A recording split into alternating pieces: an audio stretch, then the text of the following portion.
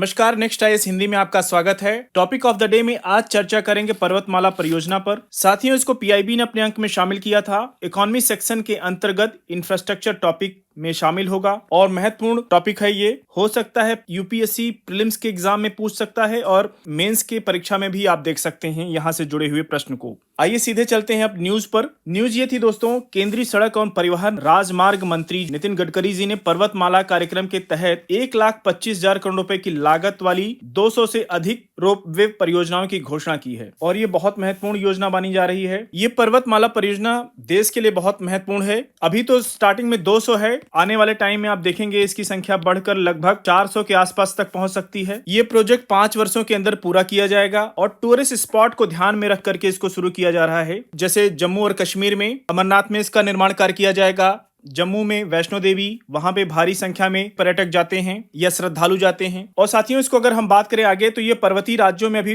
Starting में प्रारंभ में शुरू किया जा रहा है, विशेष करके जम्मू कश्मीर, हिमाचल प्रदेश और उत्तराखंड में। आने वाले टाइम में आप देखेंगे नॉर्थ ईस्ट में अगर ऐसे कोई स्पॉट मिलते हैं तो वहां पे भी विकसित किया जाएगा। और मैदानी क्षेत्रों में बात करें तो दिल्ली में लंबा ट्रैफिक लगता है, विशेष करके अगर बात करें और धौलाकुआं मानेसर में, वहां पे ये निर्मित किया जाएगा। योजना है सरकार की। अगर बात करें उत्तराखंड में तो बद्रीनाथ, केदारनाथ, वहां पे बड़ी संख्या में धार्मिक श्रद्धालु जाते हैं। रोप वे, केबल कार और रोड जहां पर लंबे समय से ट्रैफिक जाम लगता है, जैसे हम लोग अभी चर्चा कर चुके हैं धौलाकुआं मानेसर, वहां पे क्या है, हवा में चलने वाली ये केबल कार होगी या ये रोप वे होगी जिसमें 10,000 लोगों को एक साथ बैठाकर ट्रांसपोर्ट करने की सुविधा होगी। और ये सिंगल पिलर पर होगा। स्काई बस या डबल डेकर की सेवा भी शुरू की जाएगी और इस जाम की समस्या को समाप्त किया जा सकता है और लोगों को अपने गंतव्य तक तुरंत पहुंच जाएंगे। अर्बन मास रैपिड ट्रांसपोर्ट के अंतर्गत ये होगा। अगर इसके डिटेल में बात करें पर्वतमाला परियोजना क्या है, केंद्रीय वित्त मंत्री निर्मला सीतारमण ने 2022-23 के लिए केंद्रीय बजट पेश करते हुए घोषणा की थी कि राष्ट्रीय रोपवे का विकास कार्यक्रम पर्वतमाला की घोषणा की, जिसे PPP यानी PPP मॉडल पर ये शुरू किया जाएगा। अब बात करते हैं कि ये PPP मॉडल क्या होता है। ये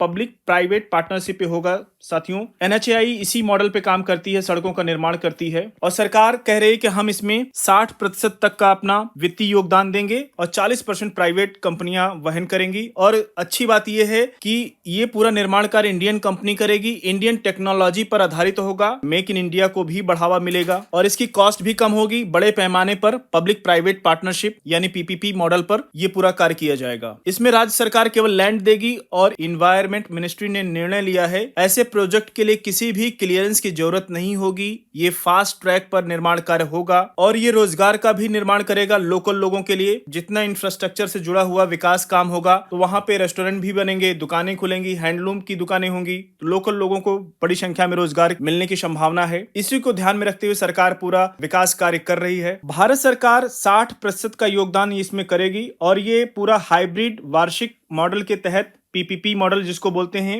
HAM हाइब्रिड एन्युटी मॉडल। और अगर इसके डिटेल में बात करें ये मॉडल होता क्या है, भारत में क्या है कि भारत में नया HAM इसको बोलते हैं और डिजाइन के अनुसार सरकार इसको क्या है, वार्षिक भुगतान के माध्यम से पहले 5 वर्षों में परियोजना लागत का 40% योगदान देगी और शेष पेमेंट जो होगा, बैलेंस पेमेंट होगा, वो सृजित परिसंपत्तियों और विकासकर्ता के प्रदर्शन पर किया जाएगा। विकासकर्ता कौन होगा, यहाँ पे प्राइवेट कंपनियां होंगी, पब्लिक प्राइवेट पार्टनरशिप, PPP बोलते हैं इसको, पब्लिक प्राइवेट पार्टनरशिप। इसका फोकस हाइब्रिड एन्युटी मॉडल के अंतर्गत PPP पर है, जिसमें भारत सरकार द्वारा 60% अंशदान की सहायता प्रदान की जाएगी। वैसे तो HAM में सरकार 40% का योगदान करती है, लेकिन इस परियोजना में सरकार 60% का योगदान देगी। और ये साथियों BOT मॉडल पर होगा, बुल्ट ऑपरेट ट्रांसफर। इसी तर्ज पर दिल्ली मेट्रो का निर्माण किया है, बुल्ट ऑपरेट एंड ट्रांसफर। इसका निर्माण कीजिए, प्रोजेक्ट का ऑपरेट करिए, परिचालित कीजिए और 20-30 साल के बाद ऑपरेट करने के बाद सरकार को ट्रांसफर कर दीजिए, ताकि अपने प्राइवेट कंपनियों की भी कॉस्ट निकल जाती है, उनको भी प्रॉफिट हो जाता है और सरकार के लिए इंफ्रास्ट्रक्चर और लोगों को बहुत बड़ी मात्रा में सुविधा मिलती है। साथियों, ये कठिन पहाड़ी क्षेत्रों में पारंपरिक सड़कों के स्थान पर एक पसंदीदा पारिस्थितिकी रूप से टिकाऊ विकल्प होगा और इसकी चर्चा हम लोग कर चुके हैं। इसे जम्मू कश्मीर, हिमाचल प्रदेश, उत्तराखंड और नॉर्थ ईस्ट जैसे क्षेत्रों के लिए शुरू किया जा रहा है। अगर इसके महत्व की बात करें तो इसका उद्देश्य पर्यटन को बढ़ावा देने के साथ साथ यात्रियों के लिए कनेक्टिविटी एवं सुविधा में सुधार करना है। और यहाँ तक कहा जा रहा है कि वाराणसी जो